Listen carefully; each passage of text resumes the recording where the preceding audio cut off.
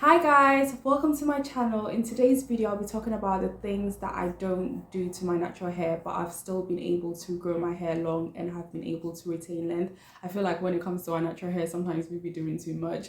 So I just wanted to share some things that you don't have to do and still grow your hair long. So let's get straight into the video. The first thing is washing my hair very often. I know some people are going to be disgusted by this, but I don't wash my hair very often. I wash my hair once in 2 months, and that's because I've tried washing my hair once in 2 weeks during the whole COVID thing when we were at home. I tried to be more proactive when it comes to my hair, but I realized that my hair did not like me doing too much to it. So my hair prefers me washing it once in 2 months, because even after washing my hair after 2 weeks, every 2 weeks, and moisturizing my hair, I felt like my hair wasn't as moisturized, or it didn't feel as good as it would when I was washing my hair every 2 months. If you're like me and sometimes you have an itchy scalp, what I would suggest is for you to use peppermint oil or castor oil to massage your scalp, and that will help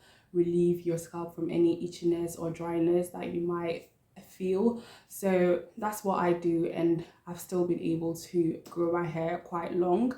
The second thing I do not do is I do not put the shampoo on the hair strands itself.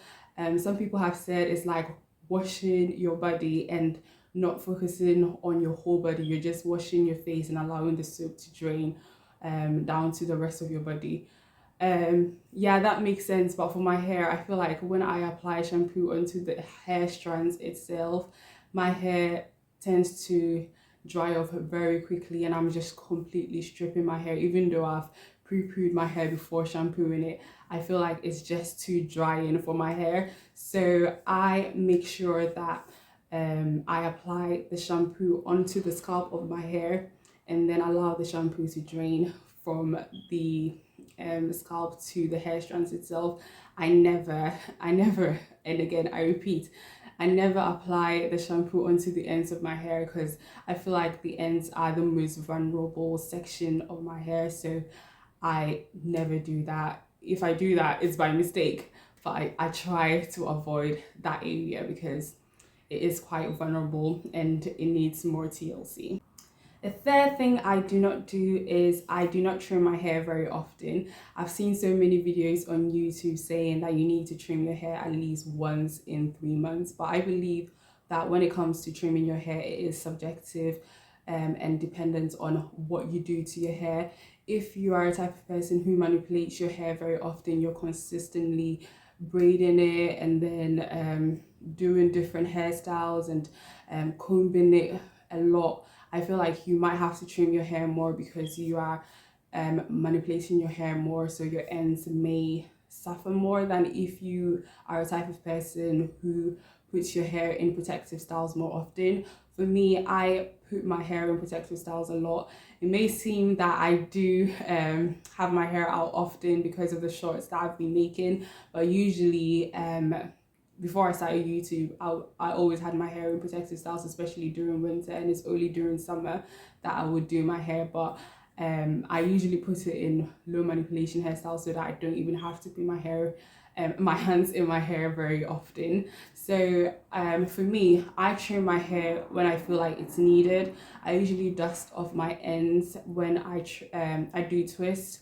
That's when I usually dust off my ends. But I don't go in and do a proper trim, and even that's not a routine for me. I do it when I feel like it's needed.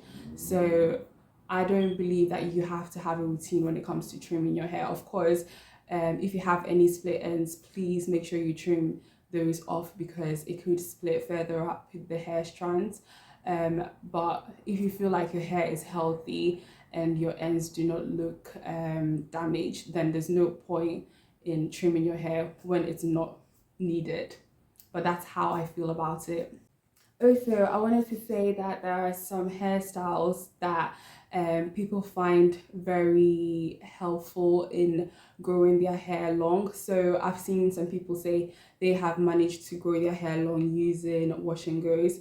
for me, with my 4C kinky hair, we do not like wash and goes because that means my hair will shrink up, and that will cause a lot of single strand knots in my hair. It will tangle up a lot more. It's going to take a long time for me to detangle my hair, and I believe when my hair is in shrunken hairstyles, I lose more hair. So I do not do wash and goes. I have no intention of doing a wash and go anytime soon because of the reasons that I've mentioned. Also, another hairstyle that I've seen people say grows their hair out a lot is cornrows, but for me, when I installed cornrows on my hair, I felt like the installation process was a lot of stress on my hair because it was really painful, and after removing my cornrows, I would see a lot more breakage. So nowadays I don't do cornrows. It's been like 2 years since I've stopped doing cornrows. What I do now is I twist my hair and then afterwards I cornrow it if I have to wear a wig. But nowadays I don't really like to wear wigs. I feel like wigs are the brass for your head. I don't know how people manage to wear wigs for like 2 weeks straight and not remove it because their glue is like one of those really strong glues. But I feel like my scalp can't really breathe when I have wigs on. I do wear them sometimes, but I try not to wear them as often. I prefer like twists or braids instead. So yeah, so I don't really mind not doing cornrows anymore. Like there are a lot of videos on YouTube saying that these hairstyles has helped them grow their hair long, but you need to find a hairstyle that will work for your hair. Not every hairstyle or protective hairstyle is going to work for your hair, and find a hairstyle that will work for your hair. And for me, I believe the best protective style are twists. Another thing that you don't need is so many hair products. I've gone to some of my friends' houses and they have like 20 hair products that they use for their hair. You don't even need 10 hair products. That's just excessive in my opinion. Because I've realized that with some people, once they hear that maybe Cream of Nature or Cantu or a popular brand has come out with a new line, they want to try it. But I believe if you're at a place where you've already found products that work well for your hair, there's no point in trying new products. Like stick to what your hair loves. For me, I've been using Cream of Nature, the Argan Oil brand, and I've been using that for my whole natural hair journey, and I still swear by them because they have helped my hair so much. So I'm not a type of person who likes to experiment a lot with hair products, because sometimes you confuse your hair if you're just switching from different products, because you're not allowing the products to actually start working on your hair. I know that sometimes you might be using certain products and your hair actually likes them, and then all of a sudden it stops working on your hair, like Cantu. So in that instance, of course, you have to find a new product to use for your hair. But if you've already found a product that works well for your hair, I will say continue to use that product and your hair will thank you. Also, another thing that you don't have to do in your natural hair journey is to follow every trend. I know it might be really hard for you to resist the temptation, because I feel like every year there's a new hair trend and they're telling you need to use this product, you need to use this hair treatment. For example, I think 2 years ago, rice water was a huge thing. I tried using rice water on my hair like once and I did not like the smell of it. And I know you could add orange or lemon to it to reduce the stinkiness of the smell, but after that I didn't want to use it, and from research I found out that it was a protein treatment anyway, so I just used my hair mayonnaise instead. So you don't have to follow certain hair trends if you see that your hair is already loving the hair regimen or hair routine that you already have. Also, I think 3-4 years ago there was a huge rave about coconut oil, and I tried using coconut oil in my hair just once and my hair was so dry, it was so limp, it was real thirsty. And after that I never used it again. And I had a friend who used to complain about how dry her hair felt after using coconut oil, but she kept on using coconut oil. And I would be like, why are you still using it if you know it's drying out your hair? And she's like, well, it's working for everyone. If you watch social media, if you're watching YouTube, if you're watching Instagram, everyone is talking about coconut oil. But I'm like, girl, you have to listen to your hair, because everyone's hair is different. So if your hair is not receptive or doesn't like coconut oil, why do you continue to put it in your hair? Please listen to your hair. You don't have to follow every hair trend. If you tried it and it doesn't work for you, it is okay, because everyone's hair is different. So you don't have to continue to use that treatment or hair product if it doesn't work well for your hair.